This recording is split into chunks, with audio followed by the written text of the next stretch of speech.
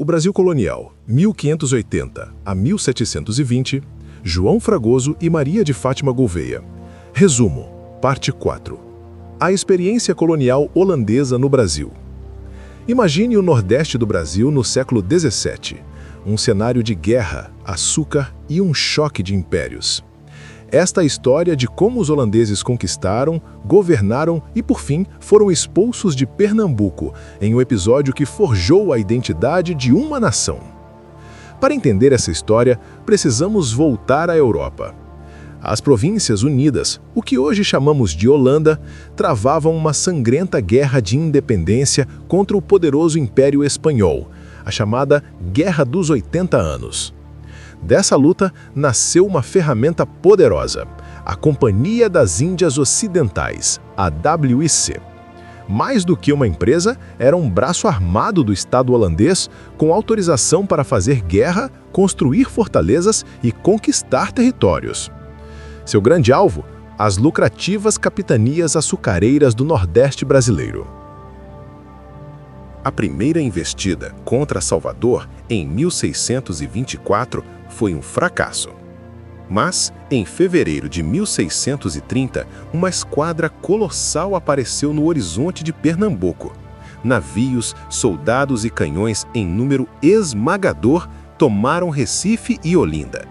Mas a vitória fácil terminou aí. A resistência luso-brasileira, liderada pelo destemido Matias de Albuquerque, se reorganizou no interior, no famoso Arraial do Bom Jesus, e travou uma guerra de guerrilha que se arrastou por anos. A conquista holandesa só se consolidou mesmo em 1635, após uma campanha brutal pela capitania da Paraíba, planejada por coronéis alemães e poloneses a serviço da WIC. Nessa guerra de lealdades fluidas, um nome se tornou lendário: Domingos Fernandes Calabar.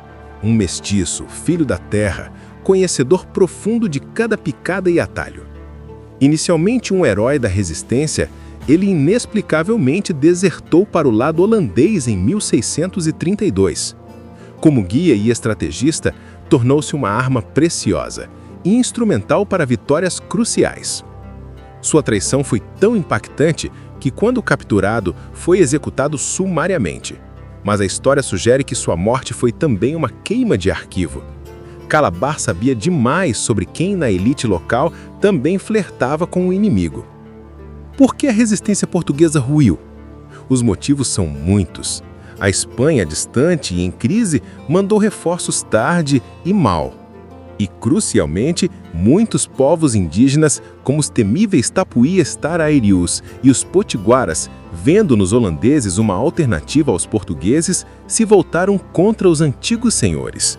Foi uma aliança de conveniência que mudou o curso da guerra.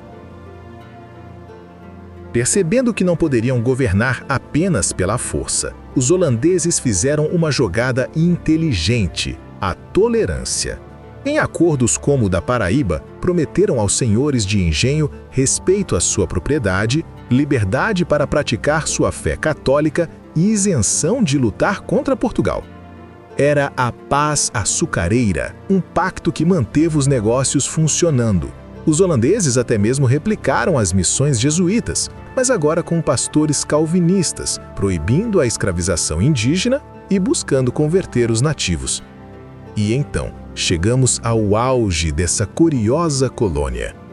Em 1637, desembarcou no Recife um homem que se tornaria uma lenda: João Maurício de Nassau. Príncipe, humanista e administrador visionário, seu governo foi uma era de ouro. Ele expandiu o território até o Maranhão, impulsionou a economia com o livre comércio e transformou o Recife. Construiu pontes, palácios e um jardim botânico. Patrocinou uma missão científica que trouxe pintores como Franz Post e Albert Echthout, cujas obras são até hoje um tesouro que nos mostra a paisagem e a gente do Brasil do século XVII. Nassau também foi um mestre do equilíbrio. Em sua colônia, católicos podiam fazer suas procissões, judeus construíram a primeira sinagoga das Américas e calvinistas pregavam seu credo.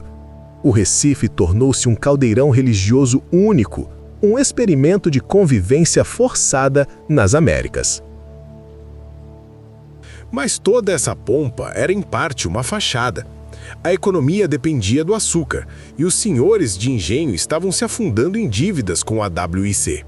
O próprio Nassau alertava: o descontentamento era uma bomba relógio. Quando ele partiu, em 1644, a bomba explodiu. A cobrança agressiva das dívidas foi o estopim. Liderados por João Fernandes Vieira, ironicamente um dos maiores devedores, os senhores insatisfeitos se uniram. Ao seu lado, surgiram dois heróis que se tornariam símbolos eternos: Felipe Camarão, o grande chefe indígena potiguar, e Henrique Dias, comandante de um terço de soldados negros. Juntos, iniciaram em 1645 a Guerra da Liberdade Divina, uma insurreição para restaurar o domínio português e a fé católica. As decisivas batalhas dos Guararapes foram um ponto de virada. Em 1648 e 1649, as tropas holandesas, consideradas as melhores da Europa, foram derrotadas pelo exército irregular de brasileiros de todas as raças. Enquanto isso, a reconquista de Angola por Portugal cortou o fluxo de escravos, estrangulando a economia açucareira holandesa. O cerco se fechou sobre Recife.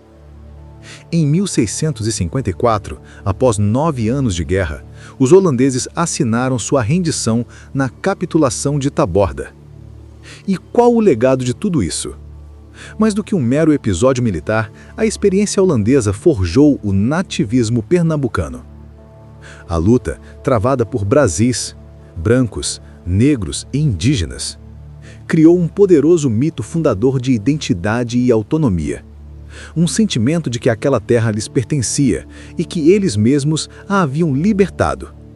Esse espírito iria ecoar séculos à frente, em todas as revoltas que sacudiram Pernambuco.